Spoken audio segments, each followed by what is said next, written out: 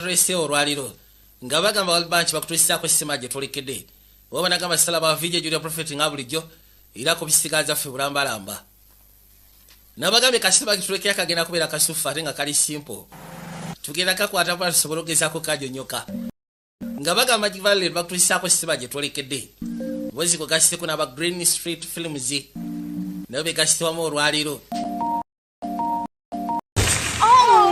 Yesu Kristo fudde. How much is it? Rosa Chameka, nusu bisatu byoka. I know because Stacy Culpepper's got it. Kyava mubuza wategeddwa kono Stacy Culpepper yaguzeeyo kimu. We can't. Tetusobola kigula. Because we blew the money on Why said it was that decorate? Us back before Gwe chobokola kiki rush mukubira omugamba akali mutakagaba. he said it was an easy gig, right? Ndaba yatugambye akali mukangu. Ate kyakubiri state agenda zongeza musibwe kiri. Mukubire simu omugambe tukola akali mutugule ebiteteyi. Kali. Shit. Hey Russ, it's me, Daisy. I know. Kati badamu ne bakubira kwe galinga contact wawe.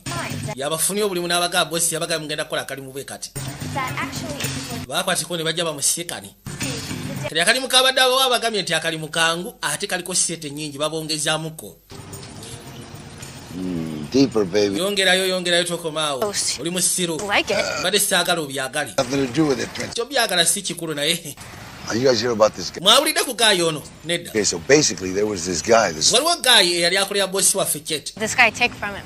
Kati n'amubbako no yamubbako ki kono yamubbako Cronz. In addition to just Naye ate mu kimotoka kiyabiramu Cronz mwalimu ssente. money. Ssente nga nkuyanja. Is that the guy called us Naye kyewunyisa gayi yatukubidde essimu. after he did what he did? Oluvannyuma lw'ekyo kyeyali akoze okuba bosi waffe kyewunyisa okuba nga yatukubira essimu. His name and number was Yatukubidde essimu n'atulya address ye gy'abeera ng'ogasseko n'enamba y'essimu. Culpepper lives about 3 blocks from this dude. Culpepper abeera blocks 3 okuva jjamu ono w'abeera. Back in the afternoon. Naye yatuwadde information n'atugamba nti gayi agenda ku makya akomawo misana. You'll be waiting for him. Kati mwe kyemugenda okukola mugenda kukwatiko mugende mu maka mugenda kubeerayo Floor's on our mumulinde. so the door will be open. Aye saaga